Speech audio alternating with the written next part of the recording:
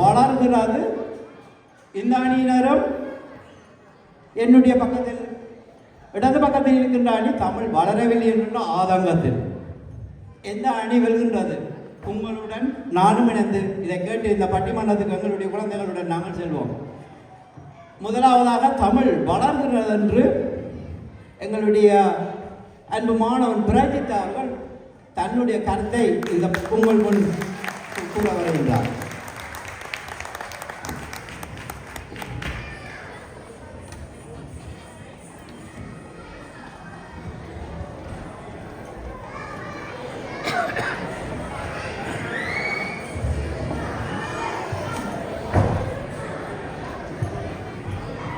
சமன் செய்து சீர்தூக்கும் கோல் போல் அமைந்தொருபார் கோடாமை சான்றோர் கனி என்ற குரலுக்கமைய பட்டிமன்றத்துக்கு நடுவராக வந்து முன்னமர்ந்திருக்கும் நடுவர் அவர்களுக்கும் எனது அன்பு ஆசிரியர்களுக்கும் என்ன தமிழ் மொழி வளர்க்கிறது என்று பேச வந்திருக்கும் எனது சகோதர சகோதரிகளுக்கும் அதனை வளரவில்லை என்று உண்மையை மறைத்து பேச வந்திருக்கும் எதிரணியினருக்கும் மற்றும் சபையோருக்கும் எனது பணிவான வணக்கங்களை தெரிவித்துக் கொள்கின்றேன்.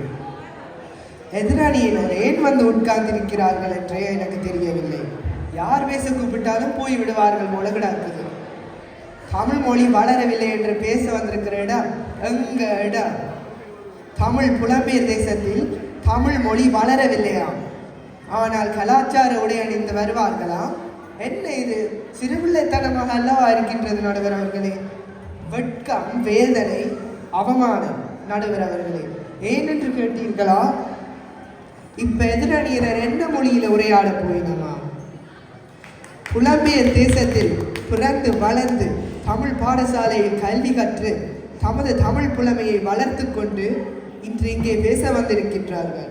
ஆனால் புலம்பெயர் தேசத்தில் தமிழ் வளரவில்லை என்று பேசுவதற்கு வந்திருக்கிறார்கள். இது ஒரு முழு பூசணிக்காய் சோற்றில் மறைக்கிற மாதிரி அல்லவா இருக்கின்றது. 15 ஆண்டுகளாக ஒரு தமிழ் பாடசாலையை உருவாக்கி வளர்ப்பது அவ்வளவு சாதாரண விடயம் அல்ல. ஆனால் இன்று நாங்கள் 15வது ஆண்டில் காலடி எடுத்து வைத்திருக்கின்றோம்.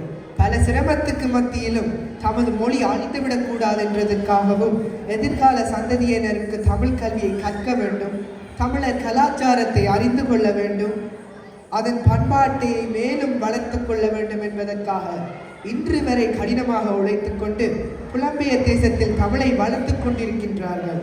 ஆனால் எதிரணியினரும் தாங்கள் அதே பாடசாலையில் கல்வி கற்று அந்த தமிழ் கல்வியை வளரவில்லை என்ற அர்த்தத்தில் பேச வேண்டி வந்திருக்கின்றார்கள்.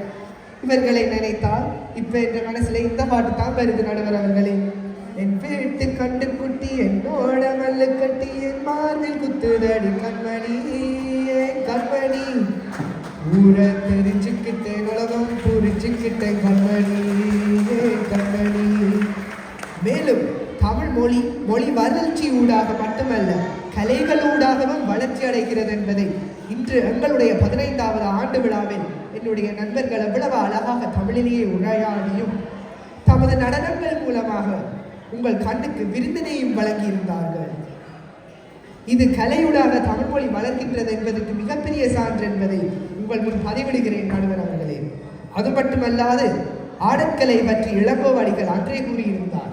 அதனை இன்று உங்கள் கண் முன்னால் நிரூபித்திருக்கின்றார்கள் தமிழாலய மாணவர்கள். இதைவிட என்ன வலுவான பதிவு வேண்டும் உங்களுக்கு? புலம்பெயர் தேசத்தில் தமிழ் வளரவில்லையா? ஆனால் நடுவர் அவர்களே, இதோ இங்கு இருக்கும் அனைவரும் திருக்குறள் போட்டிக்கு போவாங்களாம், கட்டுரை போட்டிக்கு போவாங்களாம், ஆண்டு பரீட்சையில் அதிதிறன் பெற்று லண்டன்ல போய் வெற்றி கிண்ணம் வாங்குவாங்களாம். ஆனால் தமிழ் வளரவில்லையாம்.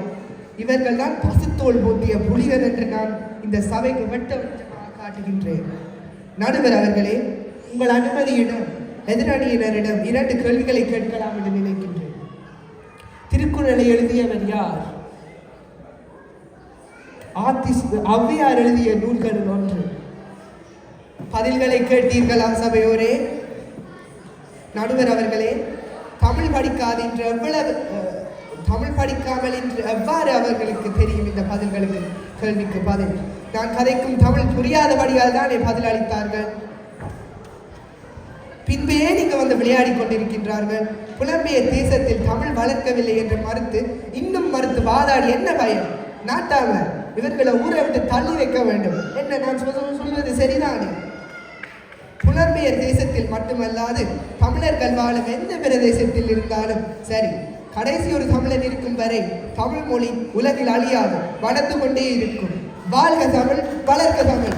வாழ்க்கைக்கு நன்றி கூறி விடைபெறுகிறேன். நன்றி, வணக்கம்.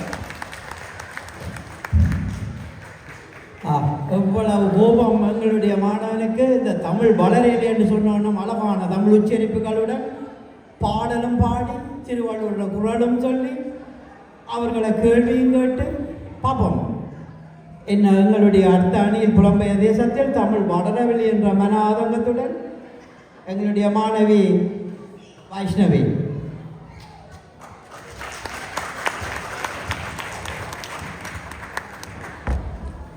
மதிப்புக்குரிய நடுவர் அவர்களே, உண்மையை உரைக்கச் சொல்லும் என் அணியினரை கதைக்க வேண்டும் என்பதற்காக போலி கதைகளை கட்ட வைத்து வரும் எதிர் அணியினரை மற்றும் பார்வையாளர்கள் அனைவருக்கும் எனது பணிவான வணக்கம். நடுவர் அவர்களே, புலம்பெயர் தேசங்களில் தமிழ் மொழி வளர்க்கப்படவில்லை. இதுவே எமது தலைப்பு. இங்கு தலைப்பை மிக அவதானமாக நோக்க வேண்டும். நாம் புலம்பெயர் தேசங்களில் தமிழ் மொழி கற்பிக்கப்படவில்லை என்று கூறவில்லை, வளர்க்கப்படவில்லை என்று கூறுகின்றோம். வளர்ச்சி என்றால் அது இருக்கின்ற நிலையை தாண்டி முன்னேற்ற பாதையில் செல்ல வேண்டும். அந்த வளர்ச்சி உங்கள் கண்களுக்கு இந்த புலம்பெயர் தேசங்களில் தெரிகிறதா நடுவர் அவர்களே? எம்மை போன்ற பல சிறார்கள் பெற்றோரின் கட்டாயத்தில் தான் தமிழ் பாடசாலைக்கு வருகின்றோம். எவ்வாறு தமிழ் மொழியை விரும்பி படிப்போம்? எவ்வாறு புலம்பெயர் தேசங்களில் தமிழ் வளர்க்கப்படுகின்றது என்று கூறலாம் நடுவர் அவர்களே.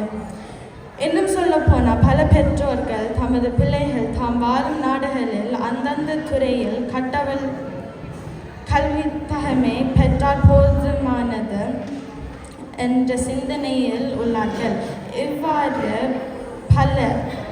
இவ்வாறு பலரின் மனநிலை இருக்க புலம்பெயர் தேசங்களில் தமிழ் மொழி வளர்க்கப்படுகின்றது என்ற எதிரணியினர் கூறுவது நகைப்பாக உள்ளது. நடுவர் அவர்களே, வாரத்தில் 5 நாட்கள் பாடசாலை செல்லும் நாம் 6வது தினமும் எழும்பி தமிழ் கற்க வேண்டாம் வெறுப்புடன் தமிழ் பாடசாலை செல்கின்றோம். பல சந்தர்ப்பங்களில் அங்கு ஆசிரியரின் தாளாட்டில் கண்ணாய்வதும் உண்டு. இவ்வாறு இருக்க புலம்பெயர் நாடுகளில் தமிழ் வளர்க்கப்படுகின்றது என்று கூறுவது ஏற்புடையதான் நடுவர் அவர்களே. சில சந்தர்ப்பங்களில் எமது நண்பர்களே